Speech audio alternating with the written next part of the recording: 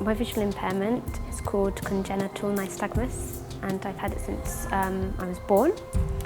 And it's an involuntary eye movement. Because I'm partially sighted, I do have a good level of vision, so I can see sort of around me, but I just need adaptations. Well, working in a childcare environment is really good for someone in my position, because in a centre like this, we have to be inclusive anyway of everyone and every child who comes into the setting, or every parent who comes into the setting. So really everything is pretty much in place anyway. It was a tremendous shock to me when I was first told that I'd got macular degeneration, because you think it's you're going to lose your sight completely and it's going to be the end of your life in effect. It is only the central vision that goes, and that the peripheral vision remains okay. You can get about, you can see your way around, you don't fall over things, you can enjoy everything around you. You can enjoy the sky and the sunset and the trees,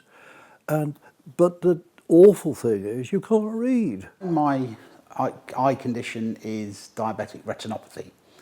I've suffered that now for the effects of it for probably 8 or 9 years now. My vision loss is primarily peripheral.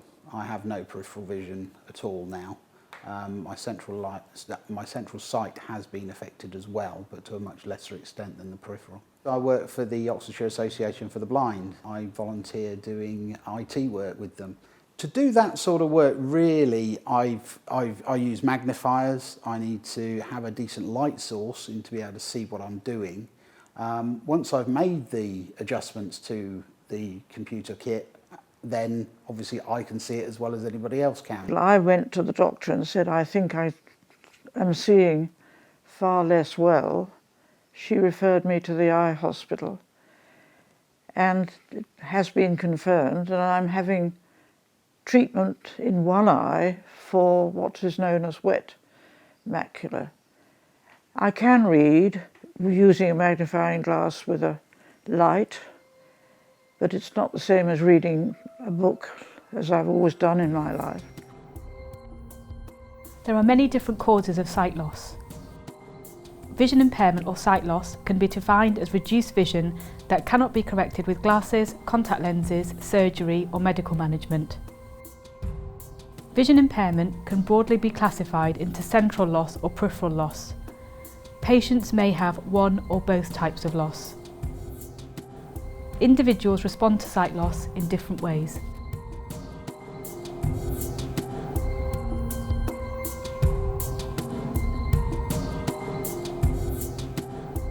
I bring a magnifying glass with me all the time. It's always in my bag, and I use that for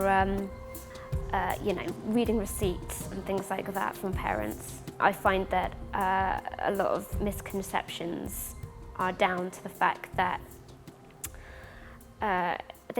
people think I'm clumsy or I'm a bit stupid, and a lot of it's down to the fact that I take longer to do certain tasks, even if it's just washing up, something simple like that. A friend down the street, for instance, said, I saw you the other day, I was waving at you, I was saying hello, and you didn't turn around, and they do think you're really rude, and you just have to say, oh, that's because I couldn't see you.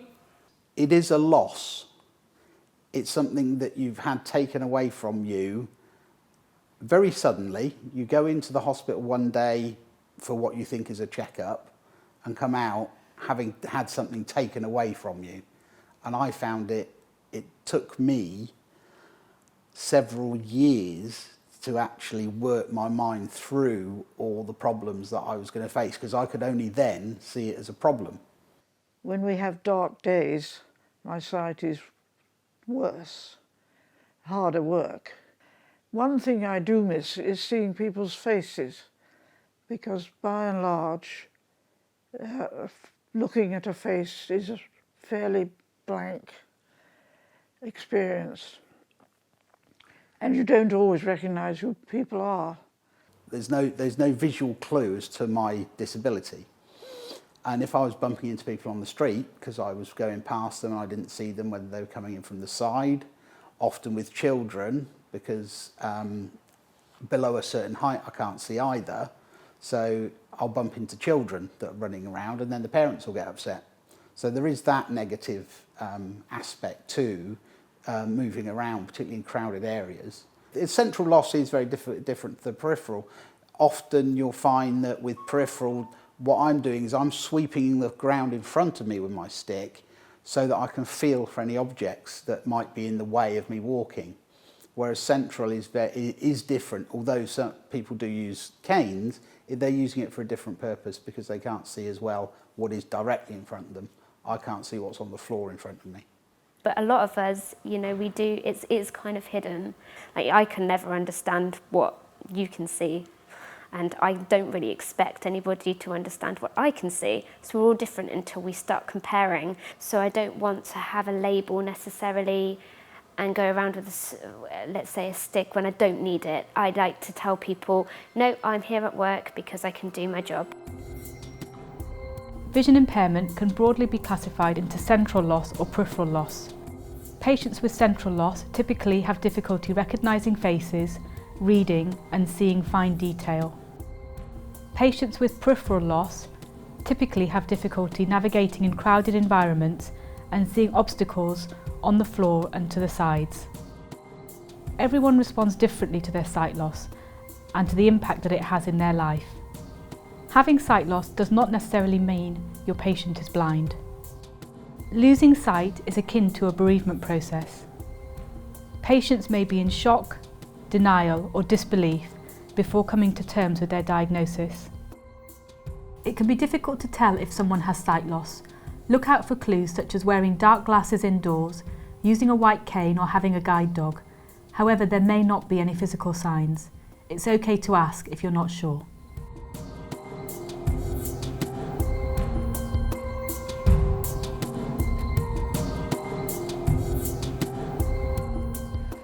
One of the best things the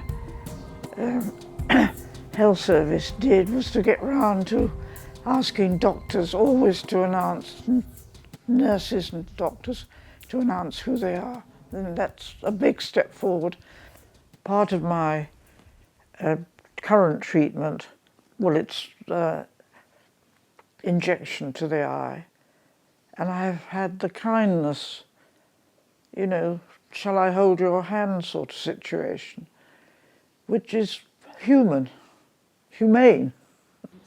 I think when dealing with patients, whether it be inpatients or outpatients at the hospital, staff need to not assume what can and can't be seen with visual impairment, because there's so many different types that you really need to get a handle on what that particular patient can see and can't see before you do anything else.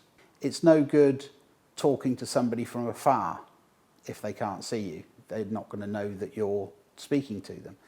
It's a question of just spending a couple of minutes to understand what the visual problem is and how you can best relate to the patient.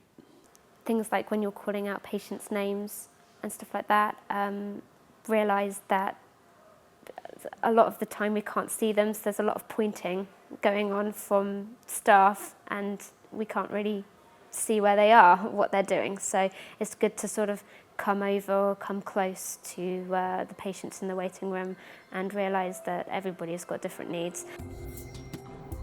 Always remember to introduce yourself and speak clearly. Don't assume what your patient can or cannot see. It's okay to ask.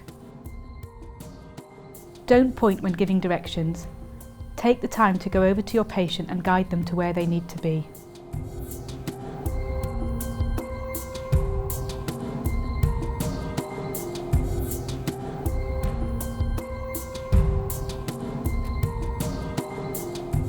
You have to recognise that if you can't read, you can't do the things a lot of the things you used to enjoy, you think, well now, what else you start to enjoy but didn't have time for?